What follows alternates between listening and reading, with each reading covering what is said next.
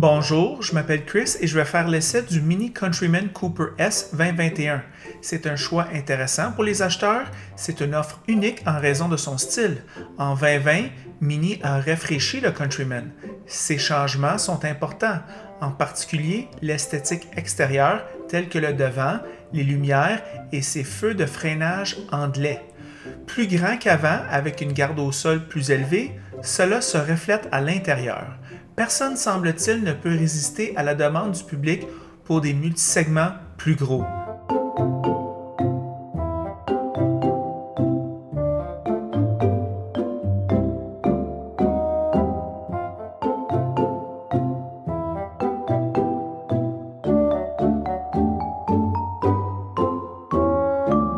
Tous les Mini Countryman viennent avec le All-4, ce qui signifie la traction intégrale, important pour les Canadiens qui vivent dans la neige. Mini vous offre des mises à niveau du moteur lorsque vous payez plus. Par exemple, le modèle de base à 134 chevaux, ce testeur à 189 chevaux et le modèle plus puissant à 301 chevaux avec un temps d'accélération 0-60 de 5,1 secondes. Impressionnant! Faites-moi le savoir dans les commentaires si ce nouveau Mini Countryman est une meilleure offre qu'auparavant. Je pense que oui. C'est le printemps au Québec et ce Countryman va certainement bien avec le printemps. Alors que tout s'agrandit dans le monde de voitures et de multisegments, les propriétaires veulent de l'espace, de l'hauteur, la visibilité et par conséquent un sentiment de sécurité. Cela rend Countryman meilleur que le modèle précédent. Le Countryman de base est assez cher comme vous pouvez le constater. Ce testeur Countryman Cooper S coûte 47 000 $ tout équipé plus taxes. C'est beaucoup d'argent. Comme je vous ai dit précédemment, il y a une quantité surprenante de place dans ce Countryman. Le coffre arrière est OK. Bien sûr, l'abaissement des sièges augmente l'espace.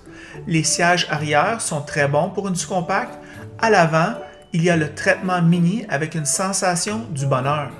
Il y a un tableau de bord numérique, un pare-brise avant très avancé, des sièges en cuir assez confortables et le système audio HK qui est bienvenu à ce prix.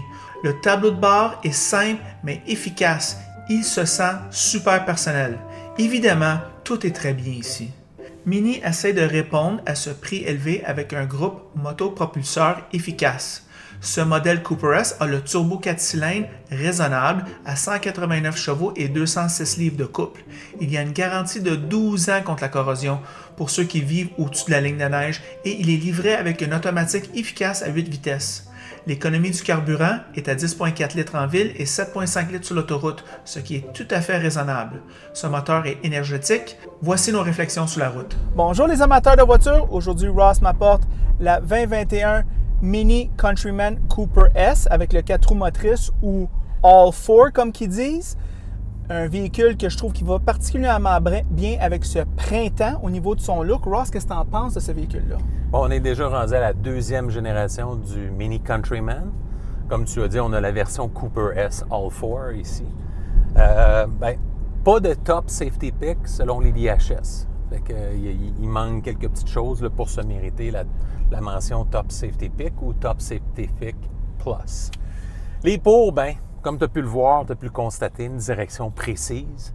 Ouais. Ça va très bien. On sent l'ADN de BMW, même si c'est mini. On sent qu'on est dans l'univers de BMW ici. Plaisir de conduite. Prix décent pour le modèle de base. Ça, on s'entend, à 32 000 $ si on prend le modèle de base. Par contre, comme chez BMW et chez Mini, personne ne prend le modèle de base. Fait que la facture monte assez rapidement. Consommation avec le 2 litres turbo que j'ai eu cette semaine, vraiment raisonnable. Ouais. Économe de carburant. Silhouette, pas besoin de dire que c'est un looker. C'est une silhouette qui attire l'attention. Et puis, de ce point de vue-là, évidemment, la gente féminine aime beaucoup ce type de véhicule-là. Oui. L'habitacle original, la finition, on a gardé un peu la voiture d'antan, mais avec des matériaux modernes, avec des cadrans de l'époque, mais avec une touche moderne. Les comptes, la fiabilité qui est en bas de la moyenne par rapport aux autres. Pour certains, ils vont trouver que la suspension est un peu ferme. Les places arrière, c'est quand même bien, mais si vous avez des personnes de très grande taille, comme moi, disons, en avant et à l'arrière, bien, c'est sûr que pour l'espace sur la tête, c'est très bien, même au-delà de la moyenne, je dirais. Par contre, des fois, peut-être pour les jambes, ça pourrait être un petit peu restreint, mais surprenant pour l'habitacle, par contre. L'espace coffre, bien, qui est quand même petit, on a privilégié un peu plus l'habitacle pour les gens. Mais par contre, pour ceux qui aiment le golf, ça va peut-être être limité dans le coffre arrière. Il va falloir probablement utiliser la banquette arrière un peu plus. Le groupe d'options, bien, pas besoin de vous dire, comme chez BMW, ça augmente très rapidement. Le modèle, la plage de prix pour le modèle qu'on a actuellement, ça va de 32 990 $ à 47 736 $. Le prix de notre modèle d'essai avec les options est de 47 030 $. Fait que, ça monte assez. Le 32 000 peut facilement monter dans les 45 et plus facilement. Ouais. Pas d'Android Auto, surprenamment. Il y a le Apple CarPlay est présent, mais l'Android Auto est absent. Fait que ça, c'est un petit peu bizarre.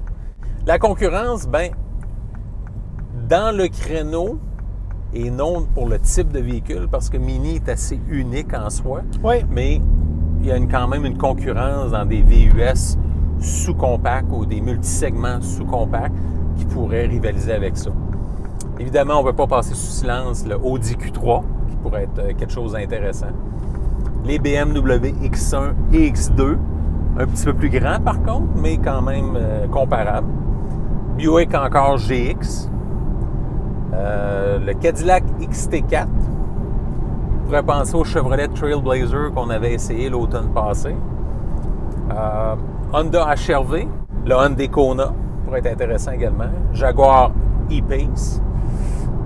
Le Kia Niro et Kia Seltos qui pourrait être intéressant. Lexus UX. Le Mazda CX-30. Le Mercedes-Benz GLA également. Subaru Crosstrek, qui est un très grand vendeur au Québec, là, qui est la vache à lait chez Subaru pour les concessionnaires québécois. C'est très vendeur. Et pour finir, le Volvo XC40. Fait que, quelles sont tes premières impressions de cette Mini Cooper S Countryman? Ross, moi, je pense qu'il faut approcher ce véhicule en termes de son look extérieur qui est unique. Personne ne le fait de même. C'est vrai que tu dis, beaucoup de clientes féminines aiment cette voiture-là. Ouais. Et tant mieux que le marché de voitures répond à leur demande. Oui, à leurs besoins, tout à fait. Avec ce look unique, avec cet intérieur unique, avec cette façon de conduire qui est vraiment plus zeste que tous ses compétiteurs, selon moi, ouais. Mini offre quelque chose d'unique. Tout à fait. Et maintenant, cette Countryman, avec l'espace qu'il y a en arrière, moi, je m'assois très facilement derrière moi-même. Quand on rabaisse les bancs arrière, on a beaucoup d'espace pour transporter des grosses affaires. Moi, je pense que ça fait petit multisegment parfaitement raisonnable pour un couple, peut-être des gens avec 1 ou 2 petits-enfants. Ou en tout cas, la deuxième voiture sans aucun problème. Ah, aucun problème, aucun problème. Le 4 roues motrices rassure. On sait que les Québécois font un bandage extrême sur le 4 roues motrices. Mini livre la marchandise à ce niveau-là. Qu'est-ce qu'on a pour le prix? Mais moi, je pense que c'est un peu la conduite, le style unique, l'ingénierie BM. Le moteur, il ne boit pas beaucoup de gaz puis il est assez puissant. Ouais. Fait que ça, c'est vraiment le fun. Un bon rapport poids-puissance avec ce véhicule-là. Tu vois que le 2 litres est bien adapté. Puis le modèle Countryman, John Cooper, je crois, il y a 302 chevaux. Là. Ça, c'est quand même intense. Ça, c'est une petite bombe. Oui, c'est une petite bombe. Puis pas tellement plus cher. Alors, à ce niveau-là, on peut magasiner selon nos besoins. Encore une fois, on voit sa philosophie BMW de bien étager les options et les modèles. Le plus que tu payes, le plus que tu as. Bien, une ergonomie, somme toute, assez charmant. Le tableau de bord ici, petit et charmant, assez clair et lisible. Si ce n'est pas assez lisible pour vous, il y a un petit affichage Title Cheap ici. On a ici le gros cercle mini avec une espèce d'infodivertissement rectangulaire à la Kia, là, très rectangulaire. Là, peut-être 2.35 par 1 en temps de ratio. Ça fait la job. Tu peux peser sur les boutons ou tu peux y aller avec la molette. C'est le fun, ça, pour les gens qui ne veulent pas une méthode ou l'autre. Moi, je te dirais que la qualité du toucher des interfaces, très bien, très bien. La qualité BM est là. On sent les clics quand on tourne les divers boutons. C'est assez bien. Le volant Gain and Quick qui se prend bien en main, des gros boudins à 10h à 2h. Un banc qui s'ajuste quand même en longueur des jambes. Ça, on voit ça sur les voitures de 80 000 $. Je suis sûr que tu as apprécié ça, Ross. Ah ouais, moi, les grandes jambes, là, j'aime le support des jambes là, à ce niveau-là. En parlant des bancs à long terme, comment il était cette semaine? Moi, j'ai trouvé ça bien. Le rayon de braquage quand même assez court, utile lorsqu'on stationne. Un véhicule urbain sans crainte. Moi, je te dirais juste qu'avec les routes toutes défaites, tout en morceaux qu'on a à Montréal, mais je ne sais pas si la suspension est pour tout le monde.